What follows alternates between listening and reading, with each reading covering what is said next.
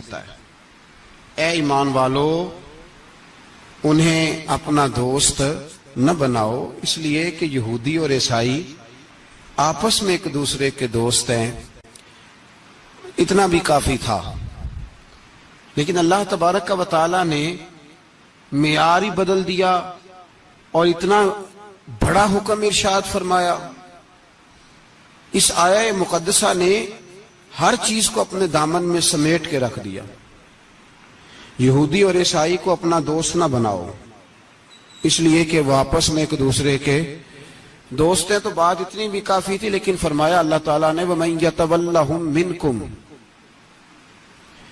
جو تم میں سے انہیں اپنا دوست بنائے گا۔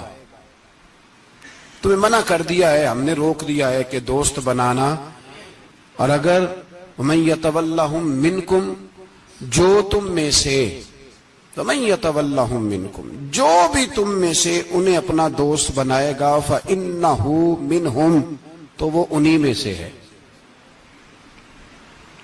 تمہیں بتا دیا ہے کہ دوست یہودی اور عیسائی کو کبھی دوست بنانا، اور اگر بناؤ گے تو پھر تم، اور پھر جو قرآن مجید نے بات اس آیہ مقدسہ کو جو ختم فرمایا تو فرمایا ان اللہ لا یہدی القوم الظالمین، بے شک اللہ ظالموں کی قوم کو ہدایت نہیں دیتا۔ ظلم کرنے والوں کے نصیب میں ہدایت نہیں ہوتی۔ وہ ظلم کرتے رہتے ہیں اور انہیں سمجھایا جائے تو مانتے بھی نہیں، اس لیے کہ ہدایت ان کا نصیب نہیں ہوتی۔ میرے بھائی، دنیا میں بد نصیب ہے وہ شخص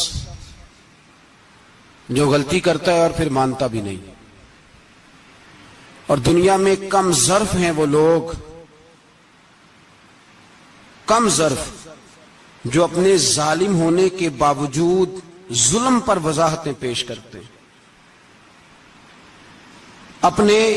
اپنی غلطیوں کا اعتراف کرنے کی بجائے ان پر دلیلیں دیتے ہیں، چھوٹے ظرف کے لوگ۔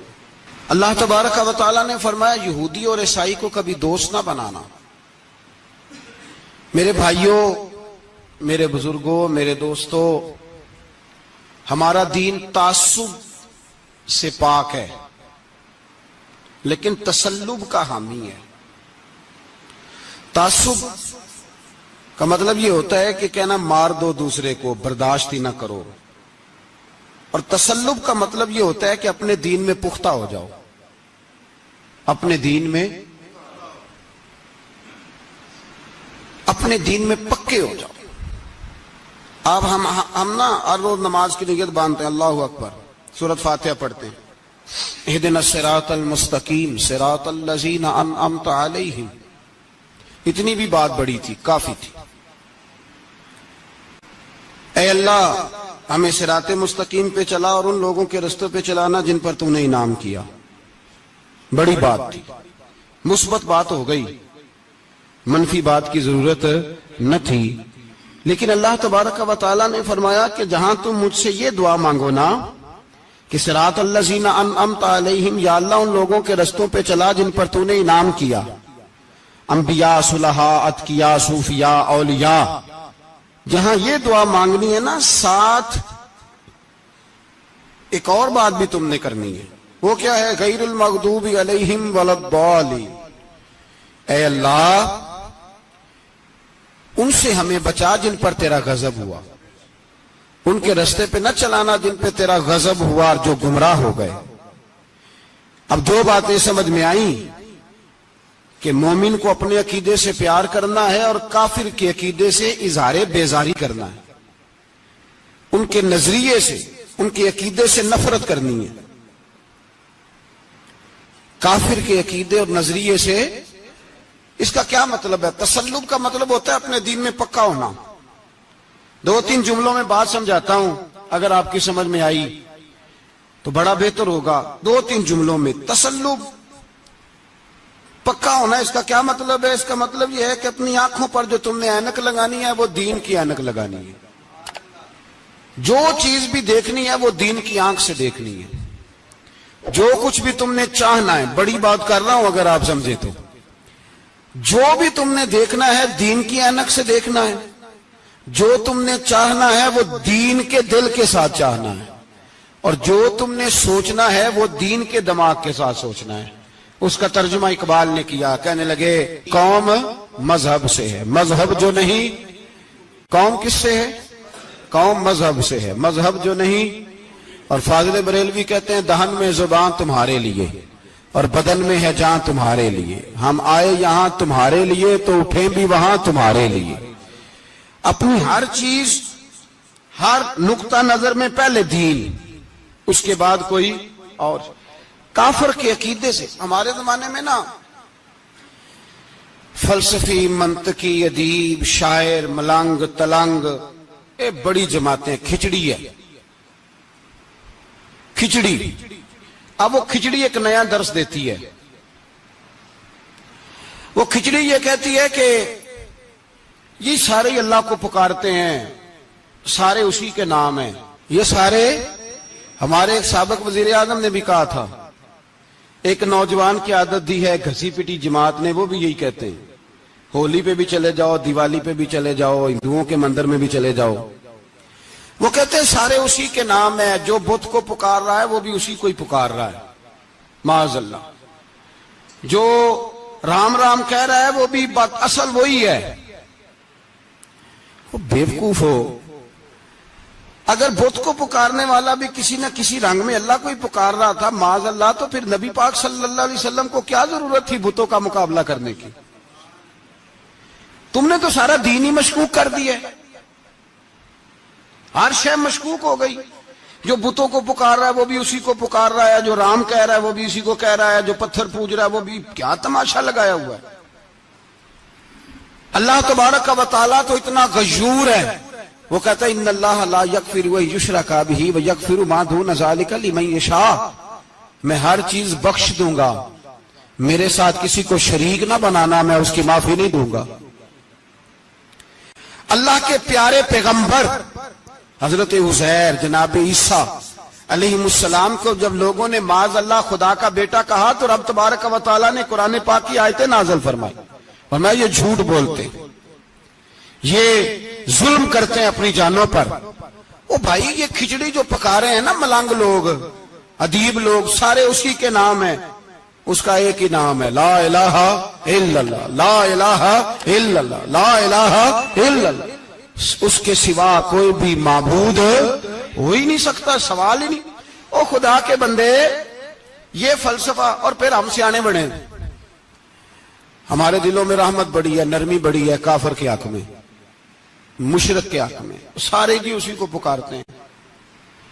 تو زیادہ مہربانی کرنے والا ہے یا نبی پاک زیادہ رحمت للعالمین ہے؟ حضور نے تو فرمایا بت کے پجاری سے جہاد ہوگا تلوار کے ساتھ، پنڈت اور جوگی کاٹے جائیں گے تلوار کے ساتھ. جو اللہ تبارک و تعالیٰ کی توحید میں کسی کو شریک کرے گا مسلمان اس کے خلاف اٹھیں گے.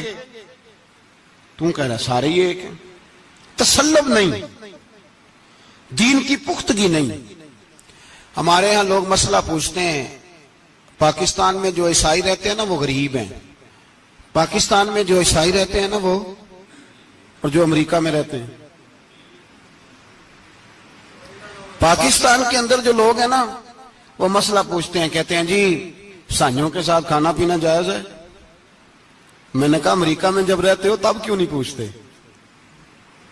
یہاں تم مسئلہ پوچھتے ہیں نا لوگ عیسائیوں کے ساتھ کھانا پینا جائز ہے کہ ناجائز، اور وہاں جب تمہیں ضرورت ہوتی ہے پاسپورٹ کی تو عیسائی بی بی سے نکاح کر لیتے ہو.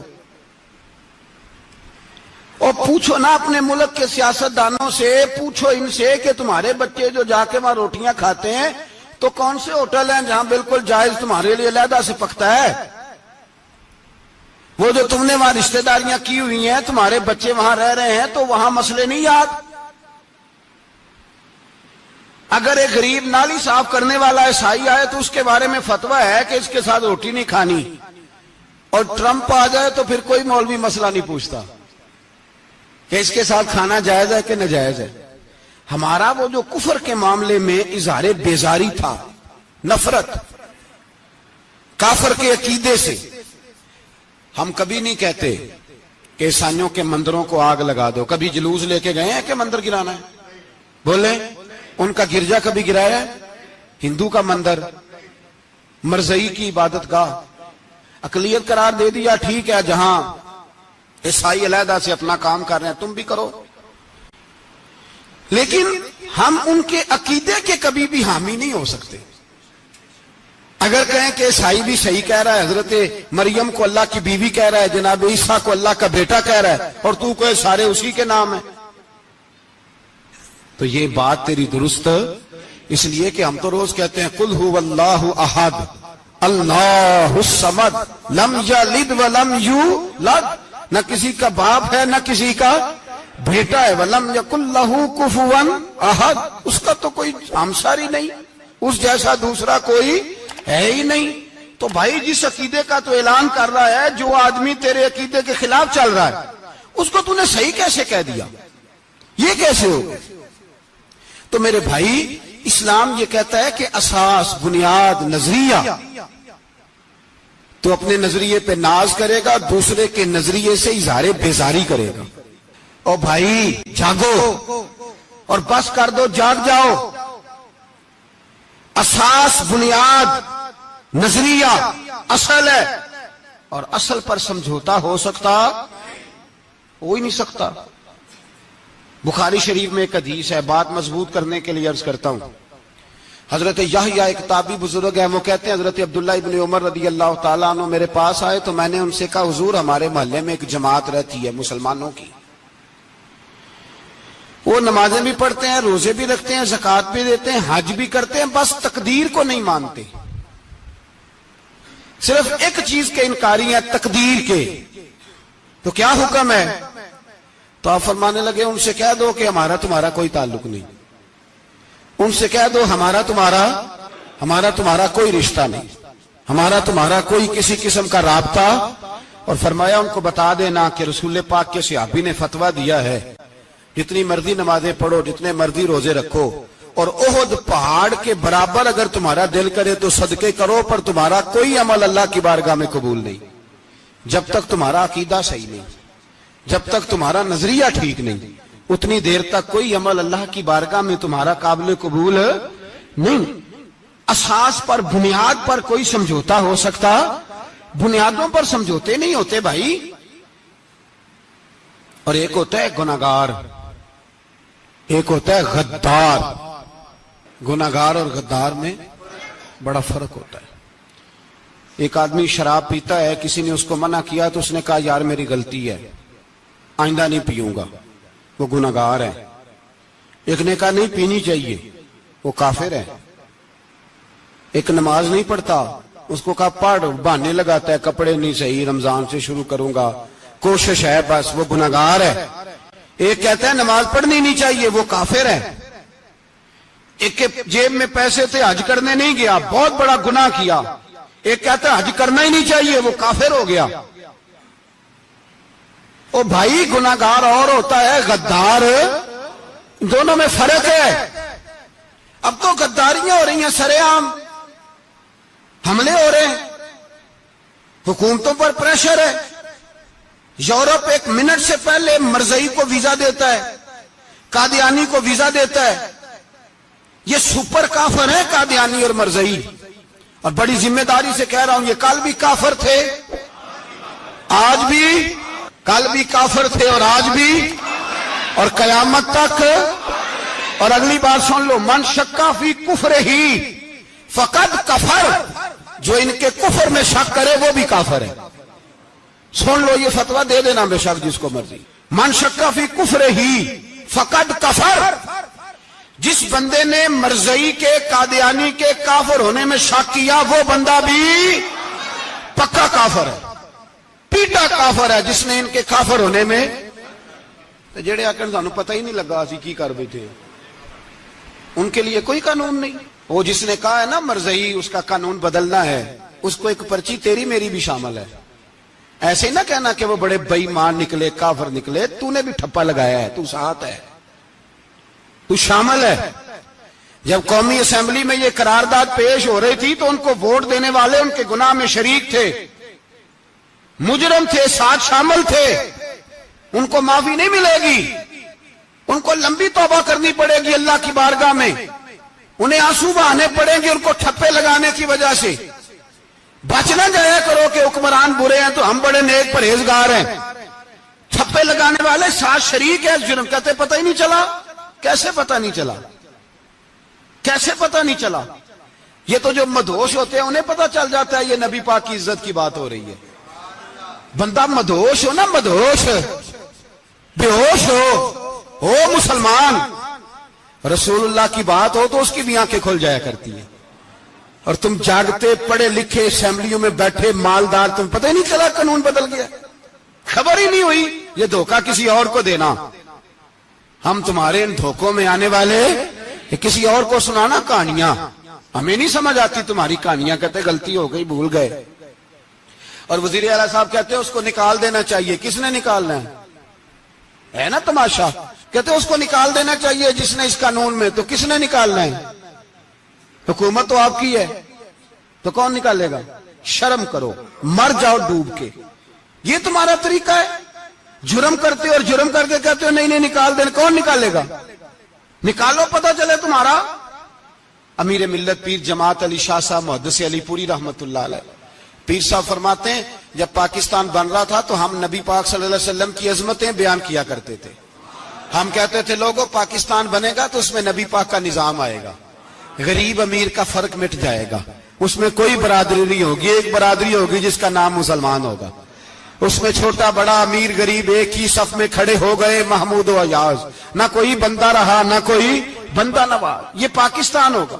اور کہتے ہیں ہندو پنڈت تقریریں کرتے تھے او وہاں نبی پاک کا نظام نافذ ہوگا، معاذ اللہ ہاتھ کٹیں گے، گردنیں کٹیں گی. بڑا وہ معاذ اللہ مخالفت کرتے تھے. وہ کیا پتا تھا کہ بعد میں یہاں بھی سارے وہی تماشے ہوں گے جو وہ کہہ رہے ہیں. تو پیر صاحب کہتے ہیں کہ جگہ ہندوؤں کا جلسہ تھا، ہندوؤں کا پنڈت تقریر کر رہا تھا، وہاں سارے ہندو بیٹھے تھے. تو اس پنڈت نے نا تقریر کرتے کرتے نبی پاک کی شان میں کوئی بے ادبی کر دی معاذ اللہ. چونکہ سارے ہندو تھے، کوئی مسلمان نہیں تھا. ایک ملنگ بیٹھا تھا دور، اس نے دوری ڈنڈا پکڑا ہوا تھا اور کوئی اپنی موج کا کام کر رہا تھا. آپ کو پتا ہے ان کے پاس جو ڈنڈا ہوتا ہے بڑا رنگین ہوتا ہے، کوئی اسپیشل بنایا ہوتا انہوں نے. تو بیٹھا تھا ملنگ. میں نے کہا بے ہوش بھی ہو نا، جو بے ہوش ہو مسلمان، رسول اللہ کا نام آئے تو اس کی بھی آنکھیں کھل جایا کرتی ہے. تیری بند کی باندھی رہ گئی ہے، کیسے ہو گیا؟ ہاتھ میں ڈنڈا تھا اور وہ اپنے کام لگا ہوا تھا. جب اس کے کانوں میں سپیکر کی آواز آئی نا کہ نبی پاک کے بارے میں بات کی ہے تو ڈنڈا اٹھایا، پیچھے سے اسٹیج پہ چڑھ گیا. اور ہندوؤں نے سمجھا ملنگ آدمی ہے، اس نے کیا کرنا ہے. آیا پنڈت کے پاس اور وہ کہتا ہے میں نے 3 ڈنڈے اتنی زور سے مارے کہ چوتھے کی ضرورت ہی نہ پڑی. اتنی زور سے 3 ڈنڈے سر پہ مارے کہ چوتھے کی ضرورت ہے اس کی پھر آواز ہی نکلی. مر گیا وہ. مجھے پکڑا جیل میں پھینک دیا. امیر ملت پیر جماعت علی شاہ صاحب کہتے ہیں میں امرتسر کی جیل میں ملنے گیا اور میں نے اس کے سامنے کھڑے ہو کے کہا، میں نے کہا بے لیا، نہ تو نماز پڑھے، نہ تو روزہ رکھے، نہ تو مسجد آئے، نہ تو کوئی اور کام کرے، اور اتنا بڑا تو نے کام کیا، گستاخ مار دیا. تو پیر صاحب کہتے ہیں وہ ملنگ اپنے پیروں پہ اٹھ کے کھڑا ہو گیا اور اس کی آنکھوں میں آنسو تھے اور میری طرف دیکھ کے کہنے لگا پیر جی میں لمیاں گلاں تے نہیں آؤندیاں، میں انپڑھ ہاں، چوکھا تے نے مینوں پتا گناہگار ہاں، بڑا گناہگار ہاں، بڑا گناہگار ہاں، بڑا گناہگار، بڑا گناہگار ہاں، پر قسم اللہ دی عزت دی میں گناہگار ہاں پر اپنے نبی دا غدار نہیں. گناہگار ہاں پر رسول اللہ دا غدار کوئی بات نہیں. اگر کوتاہیاں کرتا ہوں تو اب یہ تو نہیں نہ ہو سکتا کہ اونچی اور سچی سرکار کی کو میرے سامنے بے ادبی کر کے چلا جائے. یہ تینوں پتہ ہی نہیں لگا، تو کہتا خبر ہی نہیں ہوئی، کب ہو گیا پتہ ہی نہیں تھا. وضاحتیں دیتا پھرتا ہے. اور کچھ مولوی ملا جو دھبا ہے دین کے نام پہ وہ وضاحتیں دیتے پھرتے ہیں، کہتے ہیں مناظرے کر لو، شرم کرو. دین کے نام پر ووٹ مانگ کے اسمبلیوں میں جاتے ہو اور وہاں جا کے ان بے ایمانوں کی گودوں میں بیٹھ جاتے ہو، تمہیں حیا نہیں آتی.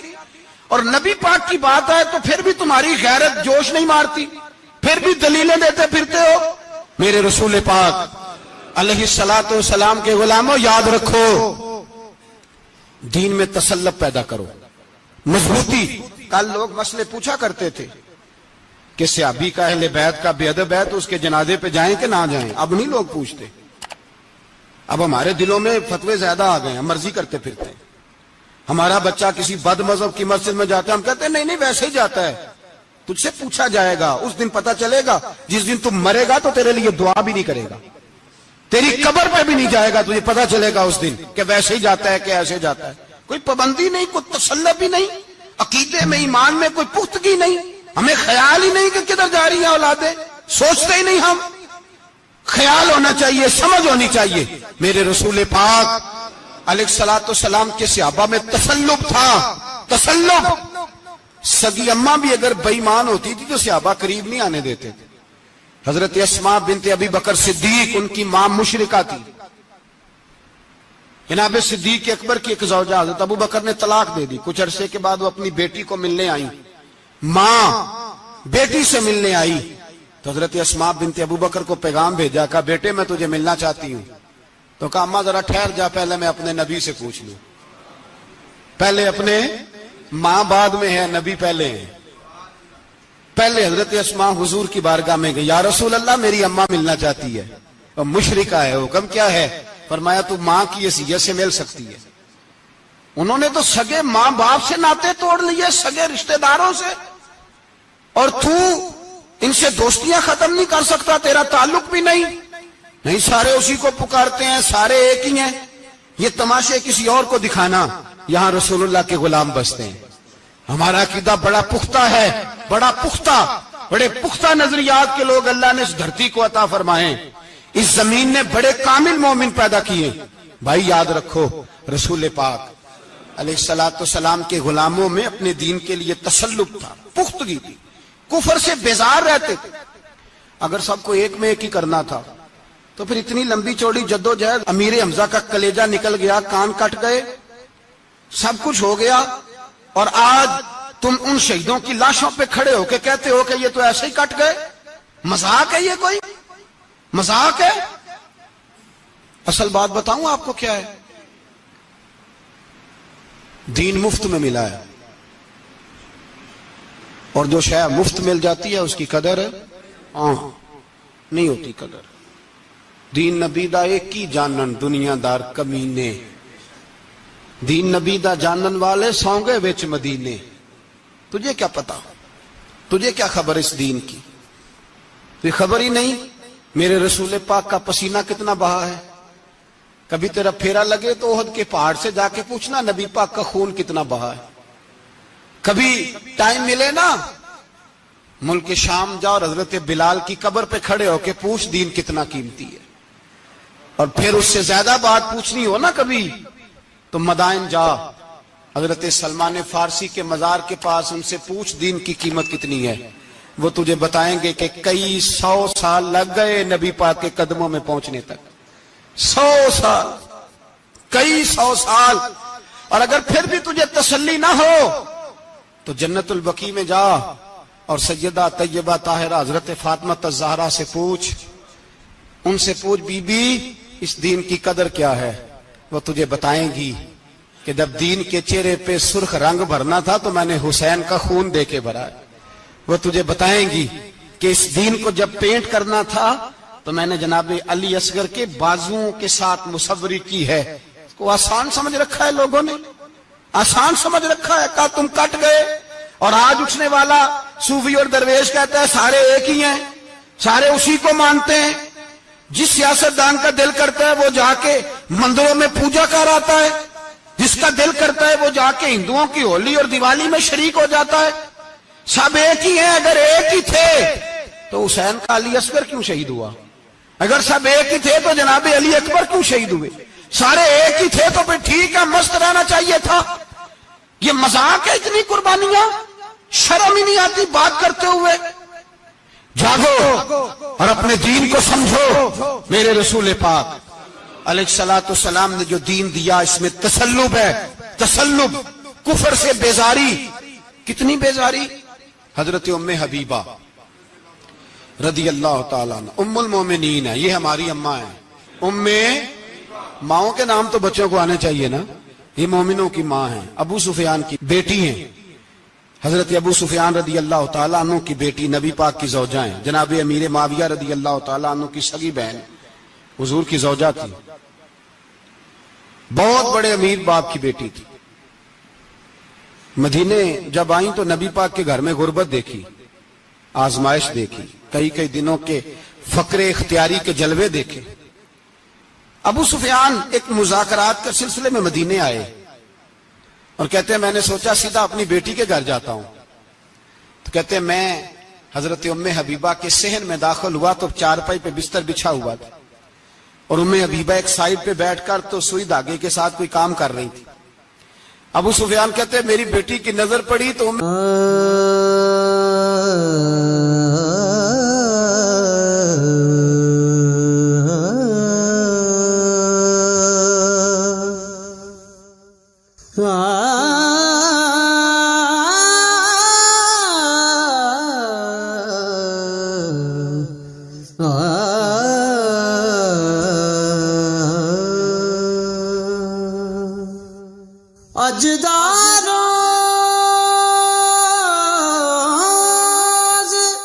حبیبہ جلدی سے اٹھی، اٹھ کے بستر جو چارپائی پہ بچھا ہوا تھا وہ بستر اٹھایا، لپیٹا، اندر لے گئی۔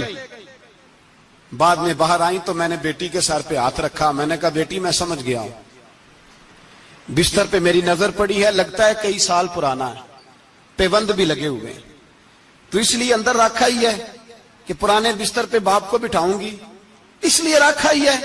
تو بیٹی امیر گھر سے آئے تو غریب گھر میں اس کی شکایتیں ختم نہیں ہوتی، پر دین کے ساتھ تسلط ام المومنین کا، پختگی اور کفر سے بیزاری، کہنے لگی ابا جی ابھی آپ کافر ہیں نا، تو آپ کی سوچ ابھی بدلی نہیں، میں اس لیے نہیں بستر اندر رکھ کے آئی کہ آپ کے قابل نہیں تھا، میں تو اس لیے رکھا ہوں کہ وہ میرے نبی کا پاک بستر ہے اور آپ ناپاک ہیں، وہ پاک بستر ہے، انما المشرکون نجس، مشرک ناپاک ہوتا ہے، باپ ہونا علیحدہ بات ہے، لیکن میرے دل میں باپ کی قدر بعد میں ہے میرے دل میں، اور رسول اللہ کے بستر کی قدر پہلے ہے، رسول اللہ کی نہیں، رسول اللہ کے بستر کی قدر ہے کہ باپ بیٹھ نہ جائے۔ اتنی نفرت مشرک سے، اتنا اظہار، وہ باپ بھی ہو تو اتنی نفرت، لوگوں نے پیچے ڈالے ہوئے ہیں پیار کے، محبت کی پینگیں چڑھا رہے ہیں، اور سارے یہ کہیں گے سب صحیح ہے،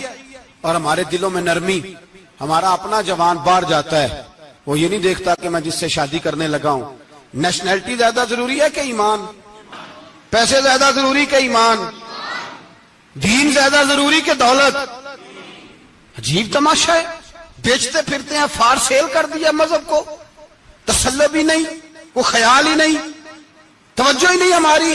میرے رسول پاک علیہ الصلوۃ والسلام کے صحابہ جو چٹان تھے دین کے معاملے میں، اپنا پیارا بھی سامنے آتا تھا تو کافر سمجھ کے قتل کر دیتے، اس لیے کہ وہ سمجھتے تھے قوم مذہب سے ہے، مذہب جو نہیں تم بھی نہیں، اگر دین نہیں رہے گا تو کوئی شے باقی نہیں رہے، یاد رکھنا، اگر دین نہیں رہے گا۔ میرے حبیب پاک علیہ الصلوۃ والسلام کے غلاموں کا یہ حال تھا۔ احد کے اندر افواہ پھیل گئی کہ حضور شہید ہو گئے، حضرت انس بن مالک کے چچا تھے انس بن نضر رضی اللہ تعالیٰ عنہ، جب افواہ پھیلی نا حضور شہید ہو گئے تو جناب انس بن نضر اٹھے، تلوار پکڑی، صحابہ سے کہنے لگے یہاں کیوں بیٹھے ہو؟ کہا حضور شہید ہو گئے، ہم کیا کریں؟ فرمایا حضور شہید ہو گئے تو ہم زندہ رہ کے کیا کریں گے؟ یہاں کیوں بیٹھے ہو؟ ہمارا جینا بھی مصطفیٰ کے لیے، مرنا بھی مصطفیٰ کے لیے، اگر حضور علیہ الصلوۃ والسلام وصال کر گئے تو اٹھو، ان بے ایمانوں سے لڑتے ہیں جنہوں نے مصطفیٰ کو شہید کیا ہے، اٹھو۔ حضرت انس بن نضر میدان میں نکلے، اس طرح لڑے کہ صحابہ کہتے ہیں نہ زخموں کی پرواہ، تیر برستے رہے پرواہ کوئی نہیں، تلواریں چلتی رہی پرواہ کوئی نہیں، ان کے وجود پر نیزوں کے زخم آتے رہے پرواہ کوئی نہیں۔ حضرت انس بن نضر اتنا لڑے کہ شہید ہو گئے، اور جب شہادت کے بعد ان کی لاش دیکھی تو 80 زخم نظر آئے، تلواروں کے، نیزوں کے 80 زخم۔ حضور کے لیے ان لوگوں نے جانیں دے دی، پرواہ ہی نہیں کی۔ یہاں اس مسئلے کو ہمارے ہاں لوگ سمجھتے ہی نہیں۔ ختم نبوت کا مسئلہ بڑا حساس مسئلہ ہے۔ ما کان محمد ابا احد من رجالکم ولکن رسول اللہ وخاتم النبیین۔ ہم ختم بھی پڑھے نا کسی کا تو اس میں بھی ختم نبوت والی آیت پڑھتے ہیں، اس لیے کہ یہ بنیادی مسئلہ ہے۔ ہم لوگوں کو بتاتے ہیں کہ جو مرنے والا گیا ہے نا دنیا سے، وہ نبی پاک کی ختم نبوت کا اعلان کرتا ہوا گیا ہے۔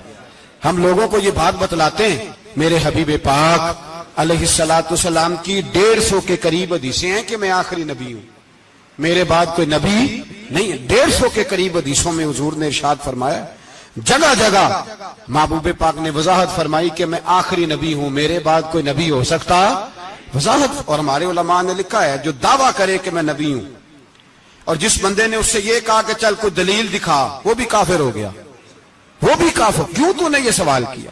یہ حساس نوعیت کا مسئلہ ہے۔ میرے رسول پاک علیہ السلام کے غلاموں نے ایک پیغام دیا ہے ہمیں، اس پیغام کو یاد رکھنا۔ حضرت سعد بن ربیع رضی اللہ تعالیٰ عنہ کو احد کے میدان میں اتنے زخم لگے کہ اٹھا نہیں جاتا تھا۔ نبی پاک صلی اللہ علیہ وسلم نے فرمایا جاؤ کو میرے سعد بن ربیع کا پتہ کرو وہ کہاں ہے۔ صحابہ آئے تو فرماتے ہیں جب ہم ان کے پاس پہنچے تو ان کی روح پرواز کر رہی تھی، آخری لفظ انہوں نے ادا کیے، کہنے لگے ادھر آؤ صحابہ، ادھر آؤ، میری وصیت سن لو۔ ہم قریب گئے، ہم نے کہا شاید بچوں کے بارے میں، اولاد کے بارے میں، گھر کے بارے میں کوئی وصیت کریں گے۔ تو حضرت سعد بن ربیع نے وصیت فرمائی، کہنے لگے جا کے نبی پاک کے غلاموں کو میرا پیغام دے دینا، جا کے امت مسلمہ کو میرا پیغام دے دینا کہ مسلمانوں اگر تم میں سے ایک بھی زندہ ہوا اور نبی پاک کی ناموس پر کوئی حرف آیا تو پھر اللہ کی بارگاہ میں تمہارا کوئی عذر قبول نہیں کیا جائے گا۔ یہ میدان احد میں سر سے لے کر پاؤں تک زخم لگے ہوئے ایک صحابی کا پیغام ہے امت مسلمہ کے نام۔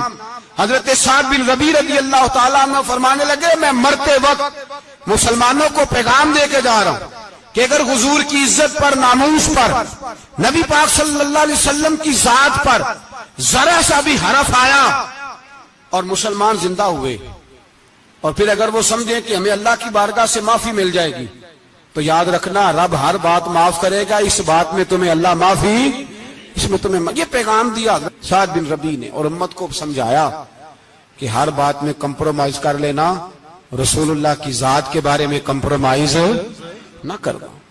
جب سے مرزائیوں کو ان سپر کافروں کو اقلیت قرار دیا گیا ہے، اس کے بعد کسی مرزائی کی عبادت گاہ جلائی ہے مسلمانوں نے؟ بولیں کبھی کسی مرزائی کے ساتھ مسلمانوں نے کوئی ظلم کیا ہے بعد میں؟ ٹھیک ہے اپنی عبادت کر رہے ہیں جس طرح بھی کر رہے ہیں، باقی اقلیتیں بھی رہیں۔ کبھی دوبارہ علماء نے یہ تحریک چلائی ہے کہ انہیں پاکستان سے نکالو، یہ کیوں بستے ہیں یہاں؟ اقلیت ہے تو رہنے دو۔ جی جو بے ایمان ہے، کافر ہے، اسے گھسیٹ کے دین میں کیوں لاتے ہو جب وہ آنا نہیں چاہ رہا؟ انہوں نے اس کانے بے ایمان کو نبی مانا ہوا ہے، وہ اس کو پیغمبر مانتے ہیں، کبھی ذلی نبی مانتے ہیں، کبھی بروزی نبی مانتے ہیں، پوری دنیا میں نیٹ ورک بنایا ہوا ہے، ہر جگہ ڈنڈورا پیٹتے پھرتے ہیں۔ وہ کہتے ہیں خاتم النبیین کا معنی یہ ہے کہ نبی پاک تو مورے لگانے آئے ہیں، بڑے نبی آ سکتے ہیں۔ ان کا عقیدہ یہ ہے کہ مرزا مستقل نبی نہیں تھا، وہ حضور کا سایہ بن کے آیا تھا۔ وہ معاذ اللہ جس نبی کا اللہ پاک نے ظاہری حیات میں سایہ نہیں بنایا، یہ کانا سایہ بنے گا نبی پاک کا؟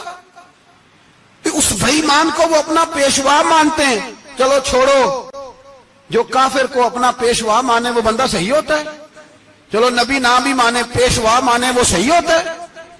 اتنے پکے بے ایمانوں اور کافروں کو تم لوگوں نے گنجائش دینے کے لیے صرف مغربی یہ جو بنانا چاہتے ہیں نا، یہ اپنے اوپر سے لیبل اتارنا چاہتے ہیں کہ نہیں جی نہیں، ہم تو سب کو لے کے، وہ تو کئی دفعہ کہہ چکے ہیں جی سارے اسی کو پکارتے ہیں۔ نہ، سارے اسی کو نہیں پکارتے، اس کو اگر صحیح پکارتے ہیں تو مسلمان پکارتے ہیں، باقی اس کو صحیح پکارتے کہ جھوٹ بولتے ہیں، ملاوٹ کرتے ہیں، شرک کرتے ہیں، کفر کرتے ہیں، اور اللہ کی بارگاہ میں کفر و شرک کی کوئی معافی۔ یہ دنیا کو بتانا چاہتے ہیں نہیں جی نہیں، ہم بڑے نرم ہیں، ہم بڑے ایسے ہیں۔ ہم کوئی نرم نہیں، کوئی نرم نہیں، ہم نرم ہیں رحماء بینہم۔ لیکن اگر عقیدوں کو چھیڑو گے، رسول اللہ کی عزت اور ناموس اور ختم نبوت کو چھیڑو گے، تو اقبال کہتے ہیں ہم بڑے نرم ہیں، اتنے نرم ہیں جیسے ریشم ہوتا ہے، ہو ہلکا ہے یاراں تو بریشم کی طرح نرم، اور رزم حق کو باطل ہو تو فولاد ہے مومن۔ پھر ہم نرم نہیں، پھر ہمارے اندر بڑی سختی ہے، بڑی سختی۔ حضرت ابوبکر صدیق سب سے زیادہ نرم تھے، پر ختم نبوت کا معاملہ آیا تو سب سے زیادہ سخت حضرت ابوبکر صدیق ثابت ہوئے، سب سے زیادہ۔ ہم بڑے سخت ہیں، بڑے سخت۔ چیک نہ کیا کرو مسلمانوں کے ایمان کو، ٹٹولا نہ کرو. میری آپ سے بھی اپیل ہے کہ ایسے ہی کو بندہ اگر آپ کے گھر آ جائے نا اور آ کے کہے میں فلاں صاحب ہوں، تو روب میں نہ آیا کرو. اس سے پہلے پوچھا کرو یوں تو سید بھی ہو، مرزا بھی ہو، افغان بھی ہو، تم سبھی کچھ ہو، بتاؤ کہ مسلمان بھی ہو. بس کر دیں، اب بس کر دیں. ان لوگوں کے ہاتھ مضبوط کر دیں جو ہاتھ بڑھاتے ہیں تو نبی پاک کی ختم نبوت پہ ہی ڈال لیتے. ان کے ہاتھ مضبوط کرنے بند کرو، بند کرو ان ظالموں کے ہاتھ مضبوط کرنے. حضور آخری نبی ہیں. بولیے نبی پاک، سارے بولیے حضور. حضور کے بعد جو کسی اور کو نبی مانے وہ کل بھی کافر تھا، آج بھی قیامت تک وہ. جو اس کے کفر میں شک کرے وہ بھی، جو مرزائی قادیانی کے کفر میں شک کرے وہ بھی کافر ہے. مر جائے تو مسلمانوں کے اس قبرستان میں اس کا دفن ہونا جائز ہے، مسلمان کا اس کے لیے تعزیت کرنا جائز ہے، مسلمان کا اس کے دل اس کے حق میں نرمی پیدا کرنا جائز ہے. نہیں، مسلمان کا اس شخص کے بارے میں کسی قسم کی گنجائش دینا جائز ہے. کل بھی کافر تھے، آج بھی کافر ہیں، قیامت تک کافر رہیں گے. مسلمان وہ رہے گا جو کہے گا کہ نبی کی ہر شان کو ہم مانتے ہیں. حضور خاتم النبیین ہے، زبان سے اقرار کرتے ہیں اور دل سے اس پر ایمان لاتے، وہ بندہ مسلمان رہے گا. ہم حکومتوں کو سمجھاتے ہیں اپنی قبریں خراب نہ کرو، اپنی آخرت تباہ نہ کرو. نہ بس تھوڑا سا وقت ہے، تمہارے باپ دادا مر گئے، ان کا نام بھی کوئی نہیں لیتا، تم بھی دنیا سے جاؤ گے. خدا را ہم تمہیں سمجھاتے ہیں، ہم درد مندانہ اپیل کرتے ہیں، اپنی آخرت بچاؤ. یہ اسمبلیاں چند روزہ، یہ حکومتیں چند روزہ. ادھر جا کے دیکھ لو شدرے میں وقت کا بادشاہ لیٹا ہے لیکن کوئی نہیں جاتا. بادشاہ تھا، اٹھتا تھا تو دنیا اٹھتی تھی، بیٹھتا تھا تو دنیا بیٹھ جاتی تھی. آج ہمارے بہت سارے نوجوانوں کو پتہ نہیں کہ اس کسی بادشاہ کی قبر بھی ہے. بہت بڑا مقبرہ بنا، بڑی سیرگاہ بنی ہے، پر کوئی جاتا نہیں. چند قدم راوی کراس کر کے دیکھ لو، داتا علی اجمیری لیٹے ہوئے. ایک دن کے لیے بھی چھوٹی سی اسمبلی کے ممبر بھی نہیں بنے. میراں نہ امیراں دے دیوے بلدے نہیں صدا فقیراں دے. نہ وہ والی حکومت کرو جس کے بعد تمہاری فاتحہ بھی کوئی نہ پڑھے. اور جا کے دیکھ لے داتا صاحب کی قبر کے چاروں جانب پھٹیاں لگی ہوئی ہیں. سارا دن ساری رات اللہ کا قرآن پڑھا جاتا ہے، دن رات وہاں درود پڑھے جاتے ہیں، ان کو اصالہ ثواب کیا جاتا ہے. یہ والی زندگی جی، واپس آ جا، نہ اپنی آخرت خراب کر. بچ جا، وقت کی حکمران لوٹ آ، رسول اللہ کے قدموں میں بیٹھو، اعلان کرو، بغاوت کرو نبی پاک کے دشمنوں کے خلاف، اور حضور کے سچے غلام بن کے جیو. اگر سچے غلام بنو گے تو حضرت عمر بن عبدالعزیز کی طرح تمہارے تذکرے ممبروں پہ رہیں گے. اور اگر غداری کرو گے، غداری، تو یزید کی طرح تمہاری اپنی اولادیں بھی تمہارا نام نہیں لیں گی، اپنی اولادیں بھی تمہارے تذکرے چھوڑ جائیں گی. یاد رکھنا اللہ کی لاٹھی بڑی بے آواز ہے. کل من علیہ فان، فنا کر دیتا ہے ہر چیز کو. دعا ہے اللہ ہمیں سمجھنے کی توفیق عطا فرمائے.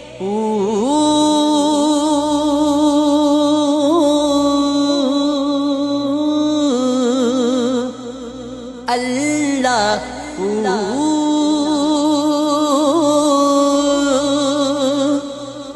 اللہ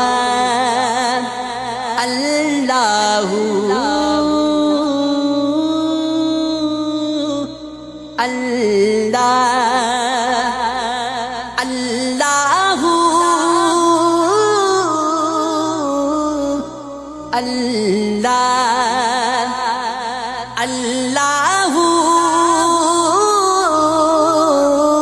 اللہ